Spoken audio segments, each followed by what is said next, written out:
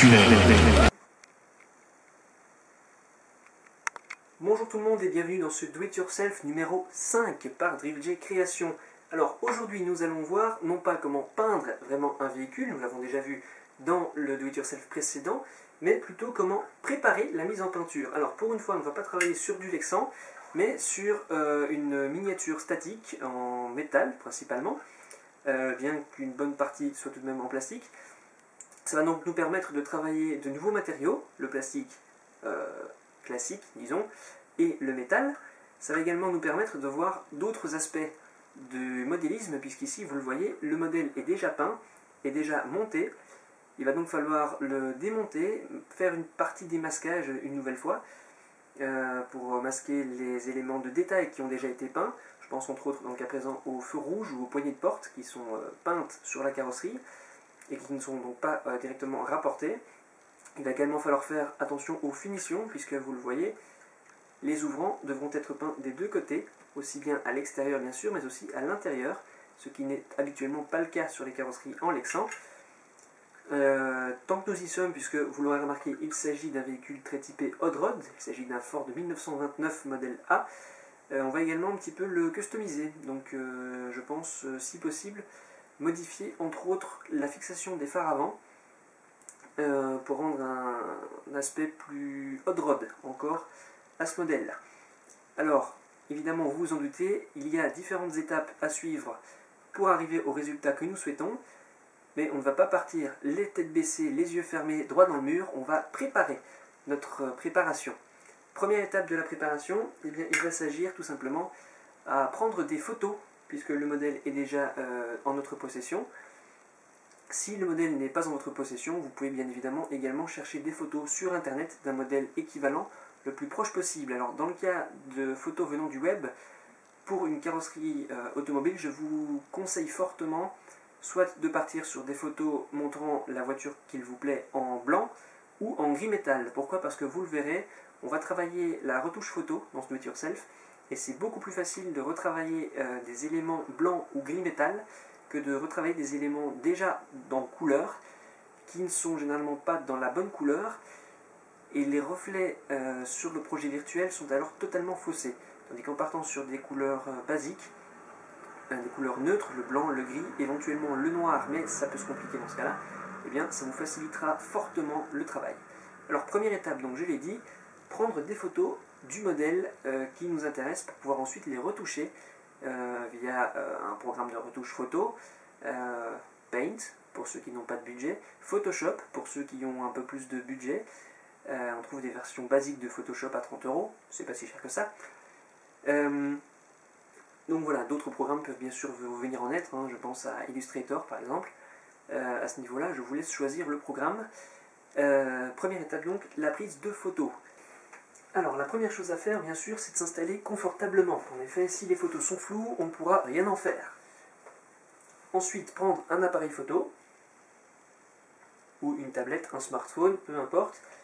De préférence quand même quelque chose qui prend des photos d'une bonne qualité. On va commencer tout simplement par faire un simple 3/4 avant. N'ayez pas peur de stabiliser votre appareil photo en vous appuyant sur le support qui tient en place votre modèle réduit.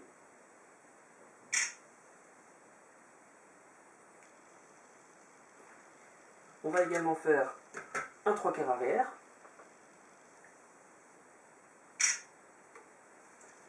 Puis, pour faciliter la mise en place des masquages par la suite, nous allons également faire une photo du profil de la voiture.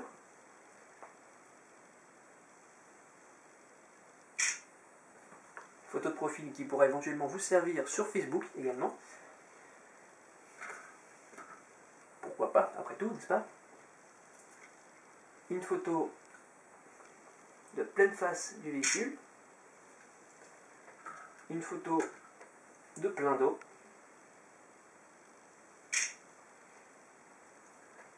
Puis, si vous souhaitez faire quelques détails en particulier, des photos de la zone sur lesquelles se trouveront les détails. Alors à ce niveau-là, petit conseil, ne collez pas votre appareil photo et prendre une photo à 3,5 cm de votre modèle. Reculez plutôt un peu, et utilisez le zoom de votre appareil photo, idéalement le zoom optique si vous en avez un.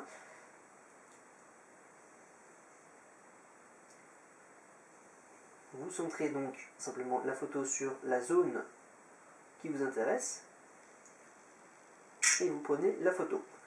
Alors pourquoi utiliser le zoom et non rapprocher l'appareil? Tout simplement car en approchant l'objectif, vous allez déformer la réalité sur votre image. Et si la réalité est déformée sur l'image source, elle le sera également sur votre projet virtuel, et donc vous aurez des proportions faussées de la voiture, ce qui peut influencer le style. Vous l'aurez compris si vous avez été attentif, la prochaine étape ne se passera pas avec la voiture, mais avec la tablette, ou plutôt l'ordinateur, et les photos qui se trouvent sur la tablette et qui défilent, vous le voyez, en arrière-plan de l'image. Donc prochaine étape, photoshopage, ou illuminatorage, ou paintage, à vous de voir. Donc voilà, prochaine étape dans quelques secondes, derrière un PC. Allez voilà, on est donc maintenant devant notre PC, j'ai déjà ouvert la première photo, ce sera le 3/4 avant.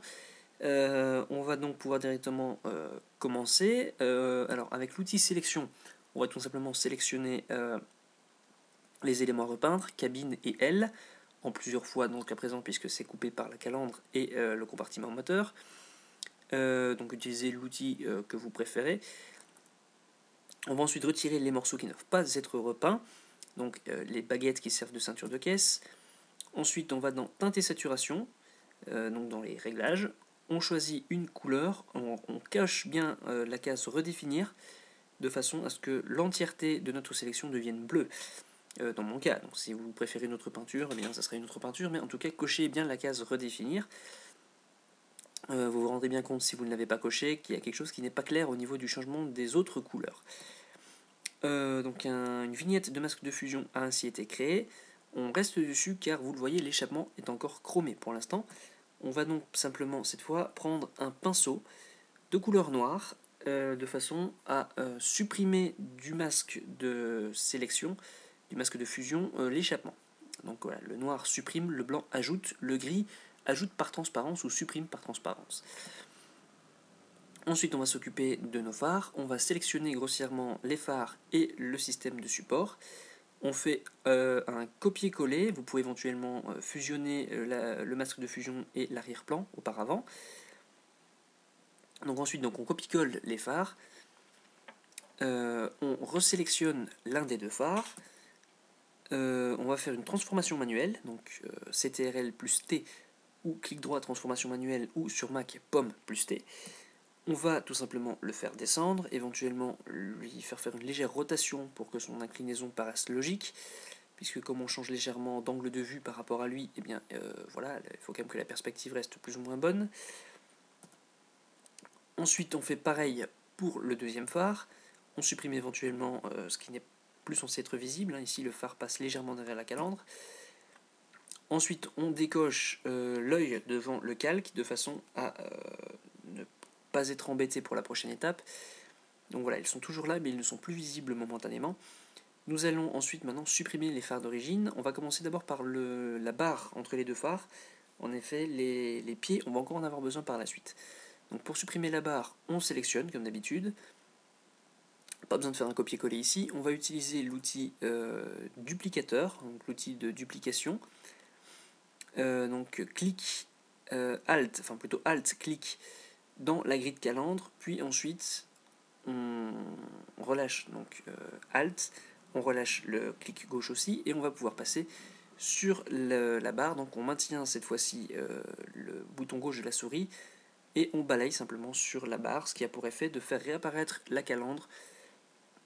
En fait, techniquement, on fait une copie de la calandre sur la calandre. Mais donc voilà, ça a pour effet de supprimer donc la barre. Ensuite, on va sélectionner l'un des deux montants de phare. On va faire de nouveau un copier-coller. Une transformation manuelle. On va venir le replacer approximativement là où va se trouver le nouveau phare. On va supprimer de nouveau les parties qui ne sont plus censées être visibles. Donc ici c'est masqué par l'aile, c'est entouré en rouge. Idem de l'autre côté où l'on sélectionne le montant, copier-coller, transformation manuelle. On le replace. Et ensuite, eh bien, on va pouvoir, en revenant sur le calque d'arrière-plan, supprimer les phares d'origine. De nouveau, on fait une sélection pour ne pas trop déborder, puis avec l'outil duplication, on duplique le décor à côté, le bord de la calandre, le moteur, les ailes, etc. selon le cas, de façon à faire disparaître le phare. Donc ce genre de modification est plus à faire sur un hot rod que sur une voiture traditionnelle, bien sûr, mais enfin, je vous le montre tout de même. Ensuite, on peut faire réapparaître nos phares custom, sauf que vous le voyez, en les faisant réapparaître, il y a du décor qui est réapparu, entre autres la barre qui maintenait les deux phares entre eux auparavant. Donc de nouveau, il va falloir la faire disparaître. On va donc décocher les calques d'arrière-plan et les montants de phares, qui sont ici toujours nommés calques 2 et 3. On va contourner les phares de façon à ne sélectionner que le reste. On appuie sur Delete, seuls les deux phares sont toujours visibles.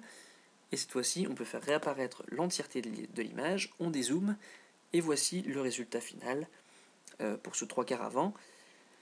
Donc voilà, c'est en tout cas le look que j'espère donner à mon rod. Donc j'espère parvenir à quelque chose qui sera relativement proche de ce résultat. On va pouvoir passer maintenant au 3/4 arrière. Ensuite, au niveau du phare, vous le voyez actuellement, il est toujours visible. Eh bien, on va cette fois-ci, à l'aide de l'outil de duplication, le dupliquer de 2 vers 1 sur ce schéma, puis ensuite dupliquer le décor, donc la boîte qui se trouve derrière, sur le 2 de façon à le faire disparaître, ce qui permet ainsi d'avoir rapidement un phare qui a bougé de place. Donc voilà le 3/4 arrière qui est déjà terminé. On va pouvoir passer cette fois-ci sur, allez, disons le flanc par exemple. On ouvre de nouveau l'image, comme d'habitude, on avait ainsi une vue de notre flanc avec la déco complète cette fois-ci. J'essaierai par contre sur la version finale de centrer un peu mieux le logo. Donc voilà, c'est un petit détail, mais enfin voilà, il faudra quand même essayer de le faire. On va en faire une petite dernière, on va partir sur la vue de face pour avoir une vue de face finale du changement des phares. Et nous avons ainsi la vue de face, plus ou moins du résultat final. Alors pour ceux qui n'ont pas Photoshop, n'ont pas Illustrator ou d'autres programmes du même style, rien ne vous empêche, pourquoi pas, eh bien de disons passer par d'autres moyens détournés. Ainsi, ça m'est déjà arrivé d'utiliser des jeux vidéo pour faire mes vues virtuelles. Need for Speed Shift, Just 2 Hot Import Nights par exemple, sont parfaits pour ce genre de choses, puisqu'ils permettent de choisir parmi un nombre pratiquement infini de peintures. Ils permettent de poser des décos assez poussés, techniquement, à l'aide de différents calques, de différentes couches. Il y a moyen de faire des décos très techniques, très poussés, avec beaucoup de détails, voire des reflets, des tons sur tons. Il y a vraiment moyen de faire pas mal de choses dans ces jeux-là, et ça peut aider. Donc voilà, si vous ne vous sentez pas l'âme d'un retoucheur de photos professionnel, et que vous n'avez pas envie de passer trop de temps là-dessus, ou simplement si vous ne possédez que Paint et que bon, voilà, vous n'avez pas envie de passer 3 semaines là-dessus sans dormir et sans manger, eh bien voilà, il vous est tout à fait possible de passer par ça. Ça m'est déjà arrivé à plusieurs reprises. Je l'avais fait à l'époque, j'avais pas encore Photoshop, pour un projet au 1.18 sur une base de Ford Focus, dont vous pourrez retrouver d'ailleurs les photos du résultat final sur notre page Facebook, DriftJ Création, facebook.com/DriftJSuzu, c'est écrit juste en dessous dans les sous-titres. Donc voilà, eh bien, vous pourrez retrouver les photos. Eh bien, j'avais fait les virtuels dans Need for Speed Underground. Voilà, c'était pas exactement le même kit carrosserie, mais le rendu était pas mal. Et donc bah voilà, ça aide bien les jeux vidéo aussi à ce niveau-là. Voilà, alors maintenant que nous avons une idée précise de ce que l'on veut faire de ce véhicule, on va pouvoir commencer le démontage. Alors, la plupart des modèles réduits à l'échelle 1/24e fabriqués en métal tiennent avec des vis. Par conséquent, on va s'équiper d'un tournevis. C'est la meilleure solution pour enlever des vis, n'est-ce pas? Et voilà, comme je vous le disais, après cette petite ellipse, c'est magique, en une fraction de seconde, le truck, plutôt le hot rod, est entièrement démonté Et mieux encore, on n'a même pas cassé un morceau. Nous pouvons maintenant passer à l'étape suivante, qui est l'étape du masquage. On va donc maintenant avoir besoin, comme d'habitude, de scotch de peintre, du scotch de masquage, idéalement de bonne qualité. On remarquera également que, parallèlement à cette mise en peinture, je vais devoir customiser ici au niveau des ailes le petit trou que nous voyons ici, de façon à ce que plutôt que de descendre, qu'il aille vers le côté. Vous voyez ici, il descend vers le bas de la voiture, on voit bien qu'il aille vers l'extérieur, évidemment des deux côtés. Le but étant donc de refixer ainsi de façon custom nos magnifiques phares, qui pour l'instant ne ressemblent pas à grand chose, on dirait des phares de 2 chevaux, et plutôt que de les fixer comme ceci sur la voiture, je pense plutôt venir les fixer donc à l'intérieur évidemment du trou que je n'ai pas encore fait, de façon à ce qu'ils arrivent comme ceci, ce qui par rapport à la position de la calandre viendrait les placer beaucoup plus bas. Alors, petite inspection après le démontage, j'ai remarqué donc après avoir démonté le toit ouvrant que j'avais légèrement plié les montants, enfin le toit juste au-dessus du montant, ce qui fait que les portières ne ferment plus correctement. Ça reste un petit peu ouvert, ça frotte. Donc tout simplement, il va falloir retoucher un petit peu la carrosserie, hein, c'est du travail de tôlier.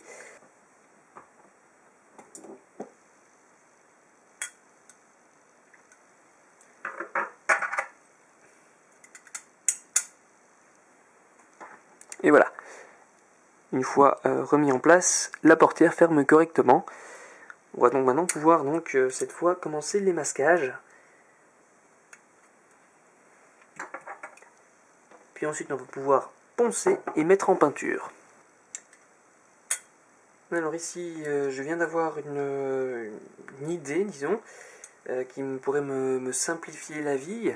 L'idée consisterait tout simplement à modifier mon schéma de peinture très légèrement. Ce n'est techniquement pas prévu sur les images que l'on a vues jusqu'à présent refaites par ordinateur, mais cela effectivement pourrait me simplifier la mise en peinture par la suite. Plutôt que de faire des masques prenant la forme de l'imate et des feux ainsi que de la poignée du coffre, je pense en fait laisser le panneau arrière en jaune tel qu'il est actuellement, et concernant le coffre, faire une petite déco dessus également qui partirait donc très fine au niveau de la poignée, puis qui partirait en s'élargissant vers donc le coin, les coins inférieurs du coffre, permettant ainsi donc de faire un rappel de la déco du tablier qui va rester entièrement jaune, hein, la cloison par feu, et puis ça me faciliterait également le masquage et la mise en peinture. Donc voilà, à ce niveau-là, je vais voir si c'est réalisable au niveau des masquages, faire quelque chose de propre, de symétrique. Si c'est le cas, eh bien voilà, on verra bien si on fait la version des photos ou une version légèrement modifiée. Autre petite hésitation, je me gratte encore la tête concernant cet élément. Je ne suis pas certain de revenir avec les ailes, donc je ne sais pas si je vais replacer cette pièce-ci telle qu'elle, repeinte en bleu néanmoins, ou si je vais la retravailler légèrement, voire carrément ne pas la réinstaller du tout. Nous verrons bien en fait pendant le remontage. J'essaierai de faire un remontage à blanc sans cette pièce, et nous verrons le style, si c'est plaisant ou pas. Voilà, l'étape du masquage est terminée. Alors vous allez le voir, j'ai modifié certains éléments, principalement au niveau de la partie arrière, qui est finalement entièrement masquée. Pourquoi? Bien tout simplement pour me faciliter tout simplement la mise en place de ces masques, et pour me faciliter également la mise en place de la peinture. Alors, concernant donc les logos sur les portières, ils ne sont pour l'instant pas sur la portière. Je verrai bien si je les mets ou pas finalement sur la voiture. Si je les mets, bien je les ajouterai au pinceau par la suite. Pour le reste, eh bien, vous le voyez, je n'ai pas vraiment modifié fortement l'intérieur, qui est toujours partiellement masqué. on va pouvoir passer à la suite. Étant donné que le do-it-yourself spécial peinture a déjà été fait, c'était le do-it-yourself précédent, et bien voilà, pour les prochaines étapes, je vais couper la caméra. Je vous invite tout simplement à aller voir le do-it-yourself numéro 4. Donc pour notre part, on se retrouve dans quelques instants avec la carrosserie peinte pour cette fois le remontage des différents éléments. Voilà, vous les avez devant vous maintenant, les différentes pièces sortant de peinture. Je vous rassure, elles ne sortent pas de peinture fraîchement, hein, elles ont séché un peu plus de 24 heures. On va maintenant pouvoir faire le déballage. Alors on fait ça en vitesse, mais en faisant quand même attention de ne pas abîmer les plus petites pièces, comme ici par exemple le levier de vitesse.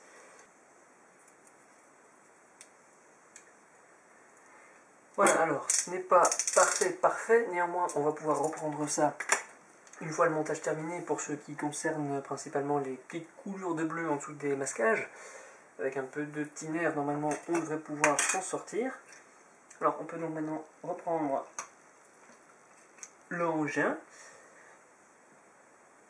Alors j'aimerais juste tenter de faire un montage sans les ailes pour voir le résultat. Alors voici, je vais décrocher les caméras. La version sans les ailes. Bon, c'est un design comme un autre. Disons que de pleine face c'est pas si moche, ceci dit il manque des phares. Puis le moteur va un peu de travers, donc ça fait un peu bizarre. Évidemment il n'y a pas de phare puisqu'il n'y a aucune fixation pour les phares. Bon, il n'est pas moche, ceci dit, je vous laisse seul juge. Moi, personnellement, ce qui me choque un petit peu, c'est la vue du popotin, où on sent que les roues sont trop petites, en fait, pour se promener sans les ailes. Donc, du coup, bien, je vais probablement remettre les ailes. Donc, voilà. On va donc redémonter. De toute façon, il n'y a pas grand-chose qui tient, vous le voyez. Hop. Et on va réintégrer les ailes. Donc, il n'y a plus qu'à dévisser le moteur et à tout remettre en place. Ce qui va évidemment aussi nous permettre d'installer nos phares custom. Dire qu'au moins on ne les ait pas fabriqués pour rien. Alors que notre hot rod commence à ressembler à quelque chose, je vous le montre à la caméra. Donc nous y sommes. Une version hot rod sans les phares avant. Alors on le voit ici, il y a des coulures. Ça sera rattrapé au painkiller. Voilà, donc comme ça vous voyez d'un peu plus près le modèle. Donc on le voit, les phares ne sont pas encore bien alignés, tout simplement parce que je suis contre la calandre. Il va falloir customiser ça. Donc voilà, il y a également quelques petites bavures, hein, on l'a vu. Ma ligne n'est pas très nette. Et puis j'ai eu des coulures au niveau de la partie arrière du véhicule. Donc simplement, ce que je vais faire maintenant qu'il est remonté, c'est que je vais donc ressortir pour aller chercher du tinaire pour ce qui est des traînées de peinture. Et puis alors pour ce qui est des phares, eh bien je vais... je ne sais pas ce que je vais. Je vais réfléchir. Et voilà, il est tout beau, il est tout propre, le hot rod custom par DriftJ Création. Voici donc un flanc. Voilà, personnellement je trouve qu'il a plutôt de la gueule comme ça, donc vous l'aurez remarqué concernant l'arrière par rapport au schéma. Et vous remarquerez que j'ai finalement choisi un arrière entièrement jaune, excepté pour le toit, qui a été peint en bleu. Voilà. Vous remarquerez également concernant les flancs, principalement sur les portières, que je n'ai finalement pas intégré de logo quelconque façon garage, comme je l'avais fait sur la vue du flanc, justement. Pour le reste, il y a eu peu de retouches. Alors les phares, finalement, ne tombent peut-être pas exactement au même endroit que sur la vue virtuelle. Néanmoins, le principal c'est qu'ils tombent finalement. Donc voilà, alors là vous pourriez croire qu'ils ne sont pas à la même hauteur, mais hop, ouais, en fait c'est peut-être un petit peu le cas. Mais bon, c'est un hot rod, hein, faut pas l'oublier, c'est pas une voiture moderne. Les ajustements n'étaient pas les mêmes à l'époque. Donc voilà, pour ce qui est du reste, eh ben voilà, je pense que cette vidéo du do-it-yourself numéro 5 est terminée.